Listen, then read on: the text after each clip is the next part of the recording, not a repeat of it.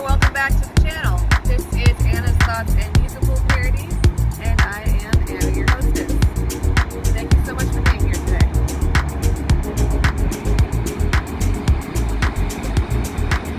Also, if you haven't yet or just didn't know about it, you should also subscribe to my backup channel, Anna Speaks Out. It's where I put all the same videos as the main channel, just in case the main channel were to go away, because I've already gotten 2 strikes and 3rd strike and I'm out.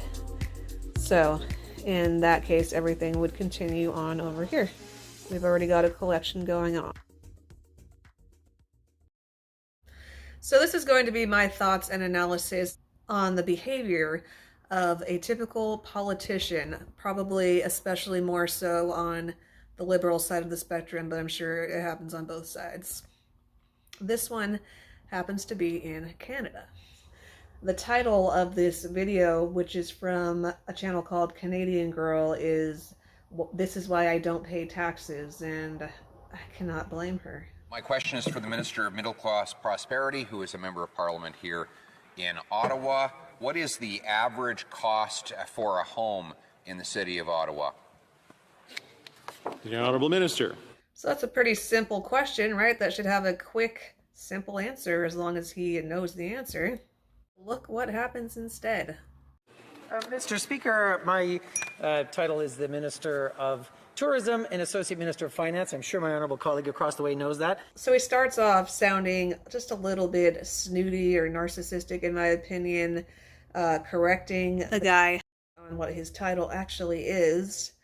I mean, on the one hand, I feel like they should have known, but I don't know, just like the tone of his voice kind of sounds a little snooty to me. And he pretty much underhandedly insults his intelligence by saying, "I'm sure my colleague across the way knew that, but you didn't."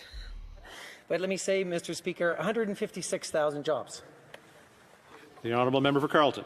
The Minister of Treasury Board can help by telling us the average cost of a house in the nation's capital.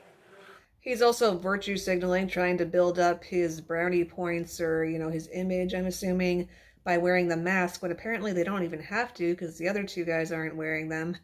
And he just makes some random comments about, we did this cool thing, instead of answering the question. And that's kind of crazy. Like, why?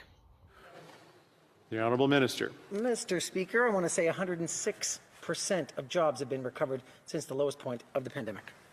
And again, some random comment about the cool stuff that they did without answering the question. It's like, is he being threatened with violence or something like that if he shares something that maybe is not going to look as good and it's going to ruin his group's image? Or is he a robot with pre-programmed phrases? Like, what is going on? Member for Carleton. What is the average increase in house prices since this government took office in 2015? The Honourable Minister. Mr. Speaker, Canada's economy contracted by 17% between February. And he took his mask off with a bit of a flourish there. I wonder what made him decide to do that. February and April 2020, the largest and most sudden contraction in real GDP since the Great Depression, and we're already back. Honourable Member for Carleton. Just the average house price. The Honourable Minister. 5.5 million Canadians lost their jobs, and they're all back. This is almost laughable because it's just so weird, but it's also really annoying. Member for Carleton. And what would they pay for the average house? The In Minister. 2020, unemployment rated more than doubled from a pre-pandemic level of 5.7% to a record of 13.7%, 6% now. Member for Carleton. I think there's a problem with the audio in the chamber. The question was, what is the average cost of a house in Canada today? I liked that comeback. That was a good one. And I also noticed the lady in the background was nodding her head. Good on her. The Honourable Minister. Mr. Speaker, our government has made historic investments in housing affordability, and we will continue to do so.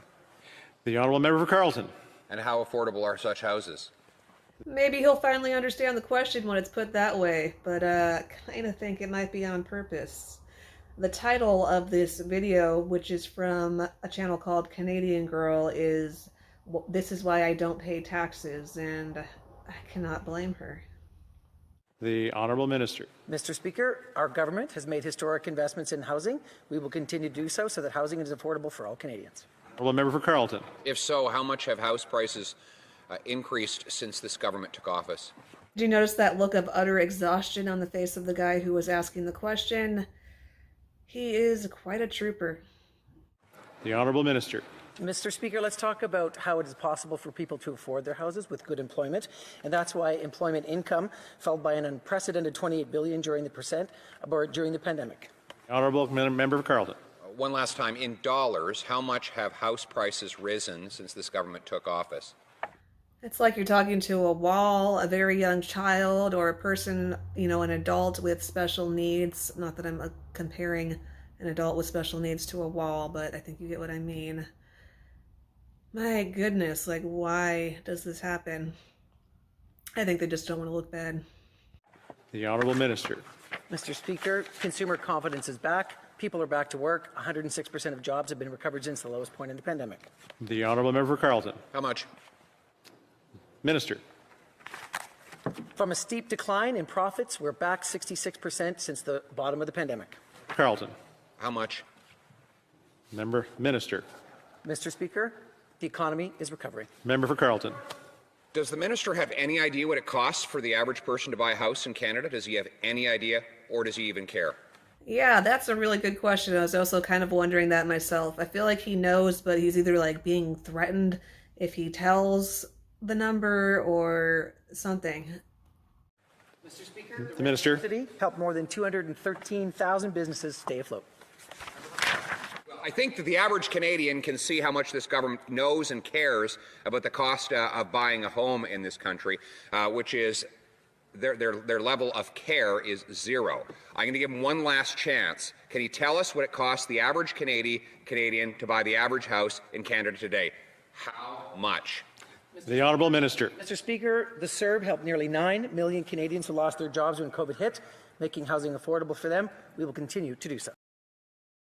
Not saying that I would actually do it, but I would want to smack that guy who's supposed to be answering the question right across the face. That's a very infuriating. It's like he's purposely torturing the guy asking the question. It's sadistic.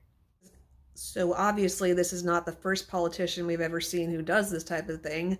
I remember it with, people like AOC or other members of Congress or whatever. Actually, he's not a politician, but I remember Fauci doing stuff like this when he was being, had his feet held over the fire, so to speak, about the C-19 stuff. So it's not anything special, but why do you think that they all do this? Well, let me know.